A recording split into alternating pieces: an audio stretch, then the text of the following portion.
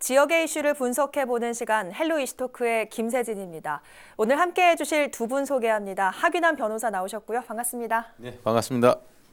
네, 최형두 전 국회 대변인이자 현 경남대 초빙 교수 나오셨습니다. 안녕하십니까? 네, 안녕하십니까? 네. 정의당이 향후 2년간 중앙당과 각 시당을 이끌 지도부를 새로 뽑는 2019 전국 동시 당직 선거를 합니다. 정의당 경남도당은 12일 선거 공고를 내고 오는 7월 13일까지 선거 일정을 진행할 계획인데요. 현직인 여영구 국회의원은 도당위원장 선거에 불출마하겠다고 선언을 했는데요. 자, 이번 선언의 배경 어디에 있다고 보십니까? 여영구 의원은 이번에 보궐선거로 이제 원내에 들어갔습니다만 사실 내년 선거 간단치 않습니다. 네. 내년 선거 민주당도 이제 더 이상 단일화를 안 해줄 가능성도 크고 또 한국당에서도 이제 후보가 더 이제 강해지겠죠. 그렇게 하고 또 경제 사정이 별로 안 좋기 때문에 정의당까지 다시 표가 들어갈 수 있을지. 네. 그래서 사실 한마디로 말하자면은 전국 단위로 지금 도 전체를 다니면서 선거 지원할 여력이 아마 없을 겁니다.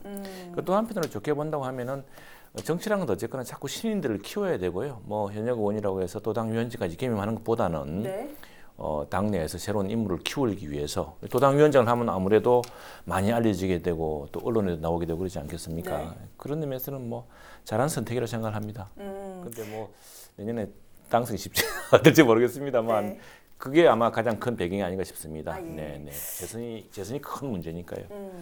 그러면 차기 정의당 도당위원장 누가 될지 관심이 참 쏠리는데 조심스럽게 예상을 해본다면 어떤 인물을 좀 꼽을 수 있겠습니까?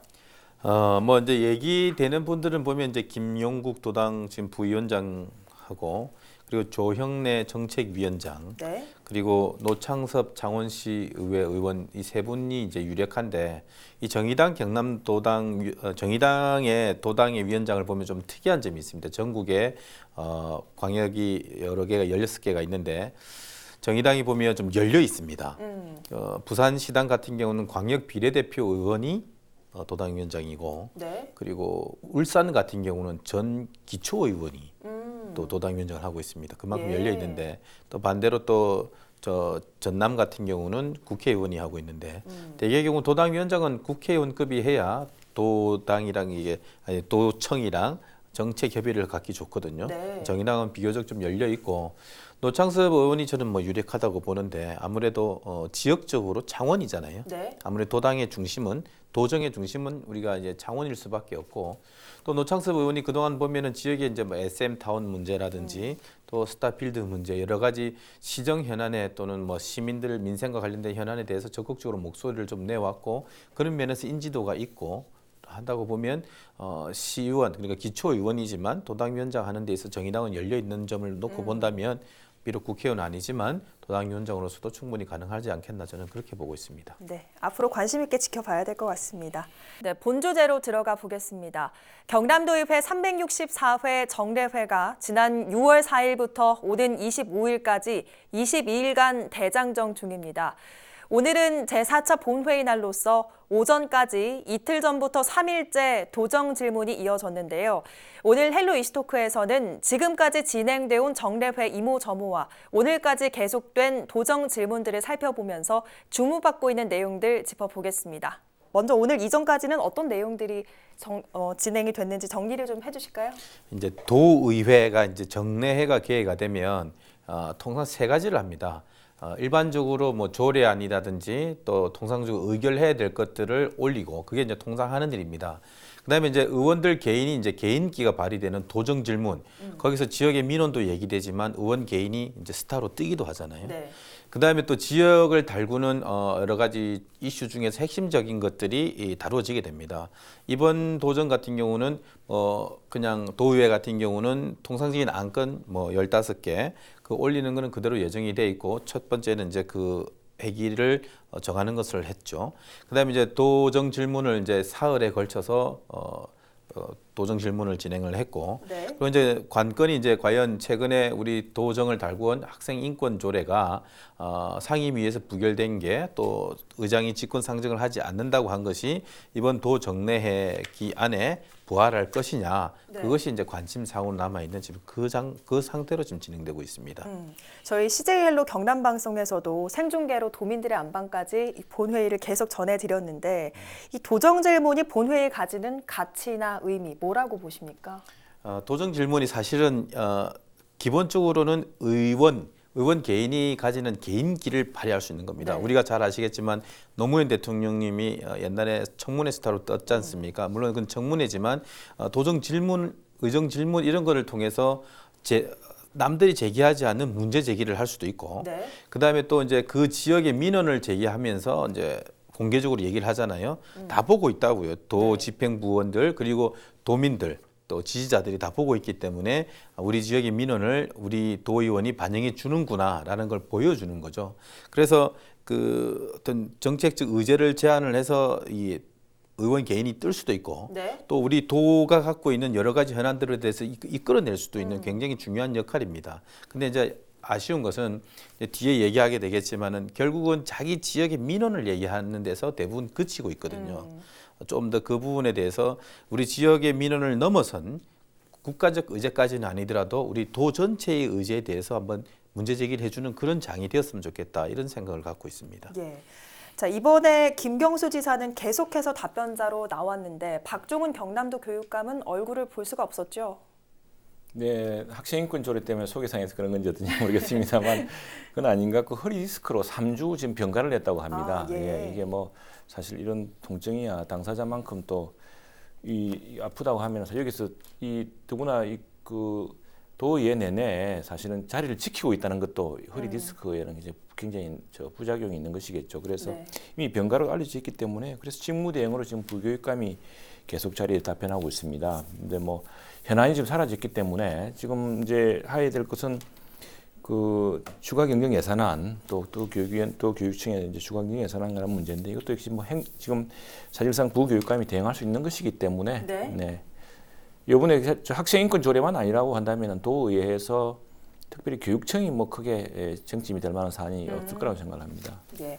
자, 그러면 이번에 10명의 도의원들 어떤 질의들을 좀 했습니까? 네, 도정 질문은 모두 3일 연속 이루어졌습니다. 지난 수요일부터 금요일까지 3일 연속 이루어졌는데요. 네.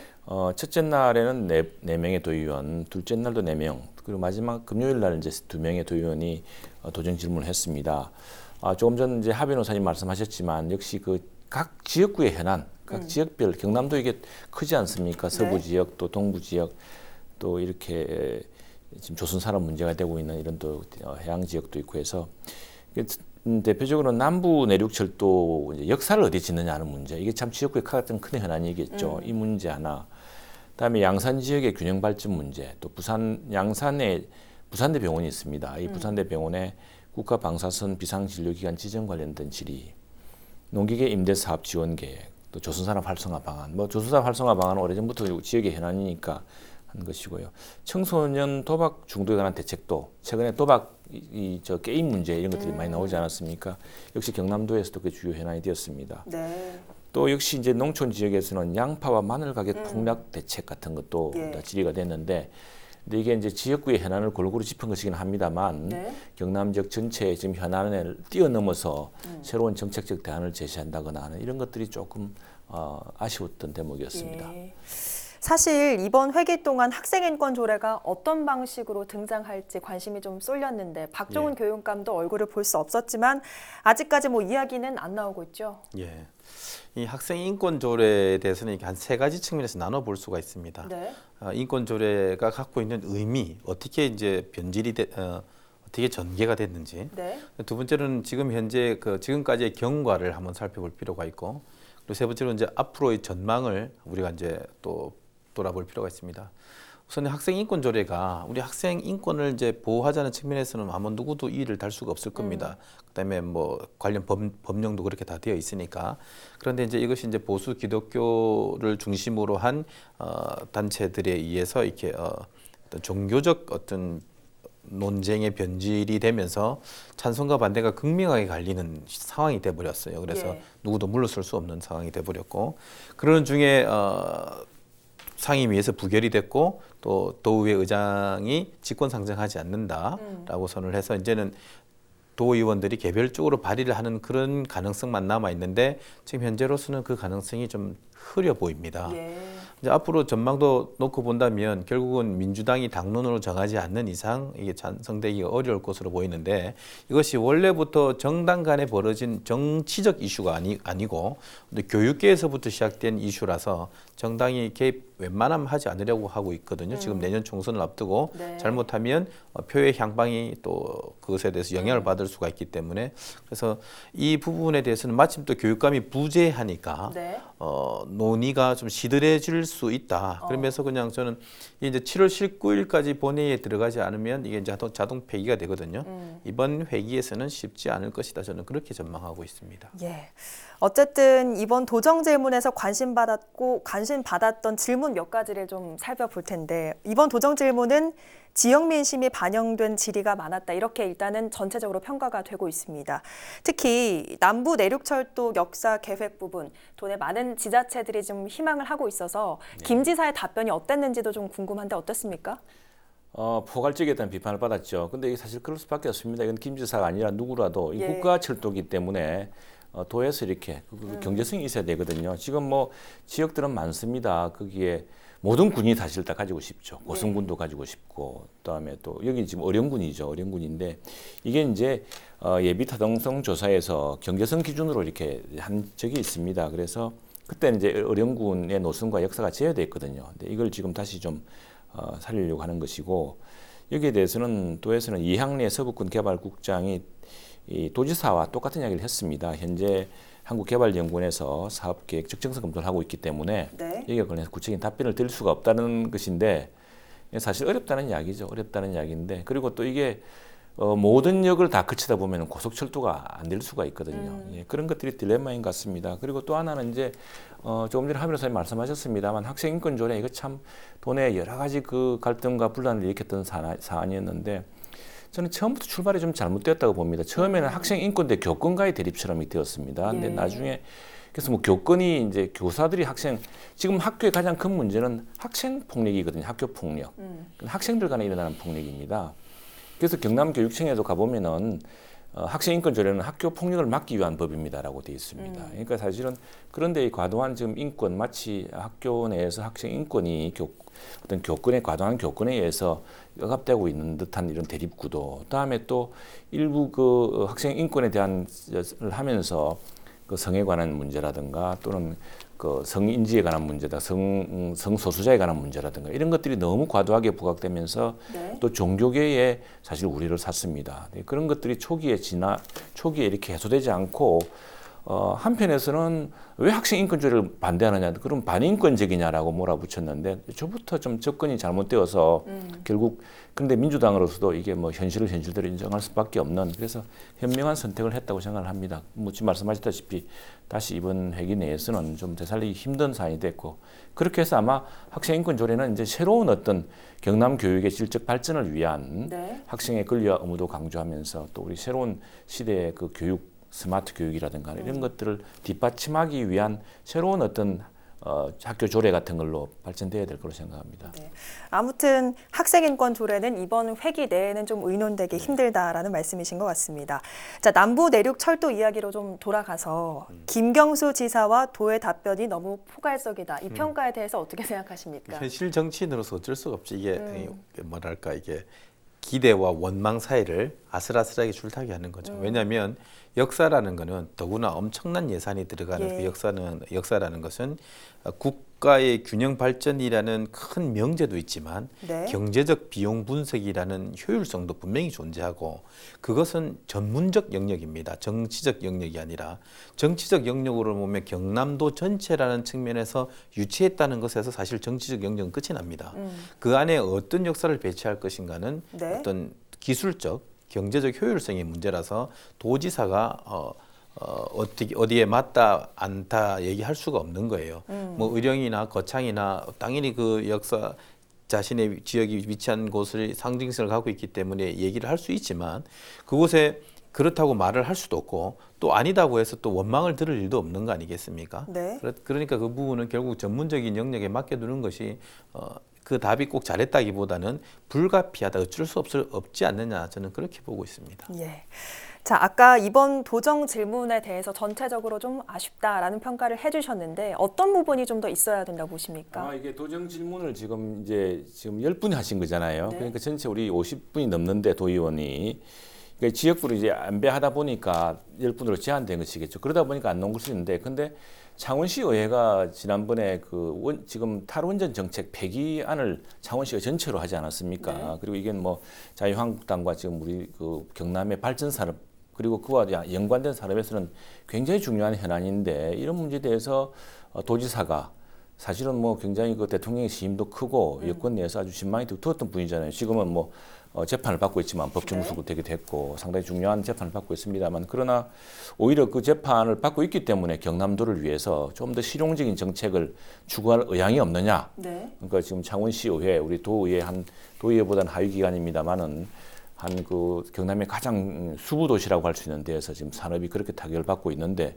그 정책이 어떠냐라든가, 또는 경남 전체적으로 받고 있는 지금 최저임금과 이런 문제, 최저임금 논의는 지금 논의가 시작됐는데 일부 장관들조차도 이번에는 이제 더 이상 안 된다는 거, 또 지역별로 산업별로 차등을 둬야 된다는 거. 사실 최저임금이 기본적으로는 좋은 취지라고 하지만 너무 급격한 인상으로 수많은 소상공인들을 더 고통스럽게 하지 않았습니까? 또 굉장히 일자리도 어렵게 만들었고, 네.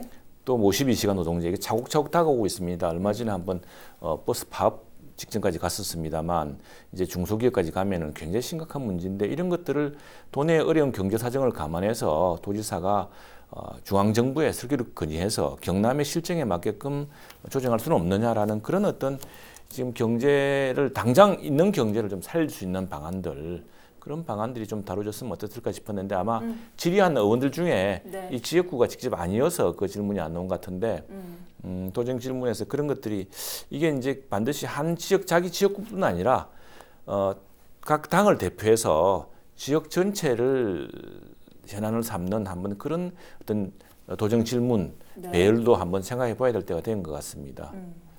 자, 그러면 하기남 변호사께서는 이번 도정 질문 좀 성의 있는 질문, 고민 많은 답변이 좀 됐다고 보십니까? 어떠십니까? 저는 이번 도정 질문 한 3가지 정도로 평가를 하고 싶은데, 첫 번째로는 일단 큰 이슈가 없다. 두 번째로는 뭐 본연의 기능이긴 합니다만은 결국은 이제 민원의 장이다. 그럼에도 불구하고 세 번째로는 보석처럼 빛나는 별은 존재한다. 예. 이제 큰 이슈가 없다는 것은 예전에 홍준표 지사님 계실 때는 진주 의료원이나 시도 교부금 조정 문제, 이런 시군 교부금 조정 문제 같은 이슈들이 있었습니다. 네. 정치적 대립도 있었고, 근데 지금은 이제 그런 대립은 없거든요. 그래서 이슈가 없고, 두 번째 이제 원래 예정대로 이제 각 지역에 뭐 역사를 유치해라, 또 뭐 고용이나 이런 것들에 대해서 민원을 제기하는 것은 뭐 어쩔 수가 없고, 그 중에서 이제 빛나는 별이라고 제가 이제 소중한 보석이라고 생각하는 건 이제 양산의 성동은 의원인데, 젊은 네. 의원입니다. 웅상 지역, 그러니까 양산 동부 지역이 인구가 9만 명이 넘는데 응급의 소방 그 시스템이 없어요. 이 부분은 챙겨야 되는 거 아니냐라고 이제 적극적으로 얘기를 했고, 또 답을 하는 공무원도 계획하고 있고 또 챙기겠다고 대답을 했거든요. 예. 그런 부분들은 비록 지역의 민원이긴 하지만 지금 현재 우리가 재난에 대해서 모두가 공감하는 문제 제기를 한 거잖아요. 네. 그 계기로 해서 우리 도 전체가 구석구석 어떤 이 재난 대비의 사각지대가 없는지를 돌아보는 계기가 될 수도 있겠다라는 측면에서 아주 소중한 보석이다, 저는 그렇게 평가하고 싶습니다. 네. 자, 도정 질문 1일차였던 지난 수요일 2차 본회의에서 이런 게 나왔어요. 경남도의회 의원 행동강령 조례 및 경남도의회 의원 윤리강령 및 윤리실천규범 등에 관한 조례 원안 가결로 통과시켰는데 어떻게 보셨습니까? 예, 뭐 지방의회의 그 수준과 또 역시 그 도민들의 감시를 받고 도민들의 기대를 모으고 있는 만큼 윤리강령, 윤리실천규범 뭐 상당히 필요한 이야기고요. 네. 근데 이제 그거야 뭐 실제로 그렇게 결의했으면은 그걸 나중에 얼마나 보여주느냐가 이번 도의회의 그 수준과 또 향후 재선 3선 가능성까지 결정하게 되겠죠. 네, 앞으로를 좀 중요하게 네, 보시는 네, 것 네. 같습니다. 제364회 경남도의회 정례회가 22일 중 절반이 지났고 또 절반이 남았습니다. 오늘 도정 질문을 마치면 마지막 5차 본회의가 열리는 25일에는 각종 조례안을 비롯해 올해 교육청 추경 예산안 등을 처리하게 되는데요. 마지막까지 성실한 회의 내용을 기대하며 오늘 헬로 이슈토크 여기서 마치겠습니다. 함께해 주신 여러분 고맙습니다.